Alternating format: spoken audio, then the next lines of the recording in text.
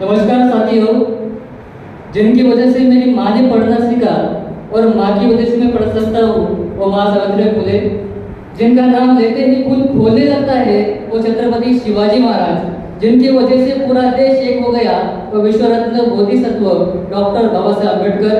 और जिन्हें हम संत कहते हैं, वो संत ज्ञानेश्वर, संत नामदेव, संत तुकाराम, संत गाडगे बाबा और सभी महापुरुषों को, उनके विचारों को सबसे पहले आप सभी की तालियों की गूंज में विनम्रतापूर्वक नमन करता हूँ।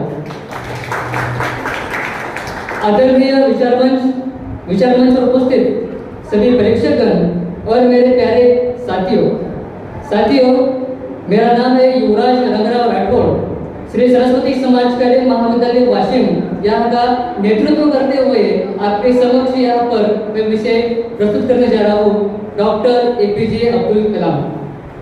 डॉक्टर एपीजे अब्दुल कलाम, जिनका नाम लेते ही हमारा सीना गर्व से फूलने लगता है। डॉक्टर एपीजे अब्दुल कलाम, जिनका नाम लेते ही हमें एक नया मोटिवेशन मिलता है। डॉक्टर एपीजे अब्दुल कलाम, जिनका नाम लेते ही हमें एक हमारा आइडॉल, हमें इंस्पिरेशन हमारे सामने है, ऐसे हमें लगता है। मगर जब हम इस विषय की बात करते हैं, इस विषय पर मैं अपना अभिजय सम्मानीय जो प्रेक्षकगण है उन सभी को बताना चाहूंगा कि डॉक्टर एपीजे अब्दुल कलाम, इनको युवाओं का प्रेरणा स्थान क्यों कहा जाता है। दूसरा मैं कहना चाहूंगा, डॉक्टर एपीजे अब्दुल कलाम, इनका देश के विकास में क्या महत्वपूर्ण योगदान रहा है। सबका साथ, सबका विकास और सबका प्रयास भारत के प्रधानमंत्री नरेंद्र जी मोदी साहब इन्होंने शुरुआत की है, इनमें डॉक्टर एपीजे अब्दुल कलाम साहब का क्या महत्वपूर्ण योगदान रहने वाला है और साथ ही साथ इन सब में हमारे युवाओं की क्या भूमिका रहने वाली है। इन सभी मुद्दों के आधार पर मैं आप सबका ध्यान यहाँ पर केंद्रित करना चाहूंगा। सबसे पहले मेरे प्यारे साथियों, भारत के जो माजी राष्ट्रपति थे डॉक्टर एपीजे अब्दुल कलाम साहब, उन्होंने कहा था कि 2020 तक हमारा भारत एक महाशक्ति राष्ट्र बनेगा। जो अमेरिका राष्ट्र है, ये राष्ट्र की तुलना में हमारा भारत देश आएगा। पर दोस्तों, मैं बताना चाहूंगा कि जो हमारे देश की जो सरकार है, इस सरकार ने क्या किया, 2020 से लेकर 2025 तक भारत एक महाशक्ति राष्ट्र बनेगा, ऐसा कहा। उसके बाद हमारे भारत देश के 75वें अमृत महोत्सव पर हमारे भारत के प्रधानमंत्री जी लाल किले से कहते हैं कि 2040 तक हमारा भारत देश एक महाशक्ति राष्ट्र बनेगा। जो 2020 में हमारा भारत देश एक महाशक्ति राष्ट्र बनेगा, ऐसे हमारे missile man doctor APJ Abdul Kalam साहब इन्होंने कहा था। क्योंकि इन्हें लगता था कि हमारे देश का जो युवा है, हमारे देश की जो युवा पीढ़ी है, तो युवा पीढ़ी इतनी सक्षम है कि जो हमारे देश को एक विकसित राष्ट्र बनाने के लिए प्रयास कर सकती है। हमारा देश का जो युवा है, वो युवाओं का जो खून है, वो खोलने वाला खून है।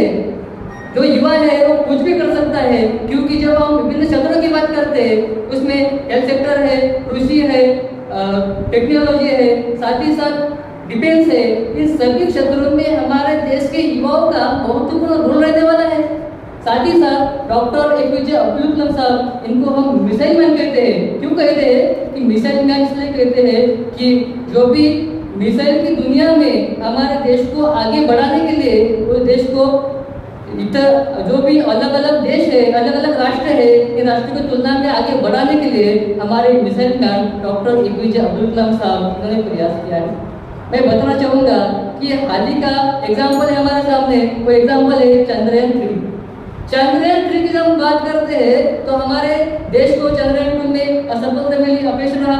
पर हमारे देश ने डॉक्टर एपीजे अब्दुल कलाम साहब, साथ ही साथ हमारे देश के जो भी चंद्रयान के चित्रों में काम करने वाले जो भी लोग हैं, इन्होंने हमारे एपीजे अब्दुल कलाम साहब, उनके अजय के जो भी विचार थे, उन विचारों से प्रेरणा देते हुए चंद्रयान 3 को सक्सेस करके दिखाया है। ये सबसे बड़ी अचीवमेंट हमारे देश की रही है। इसलिए हमें डॉक्टर एपीजे अब्दुल कलाम साहब के विचारों को अपने आचरण में लाना होगा।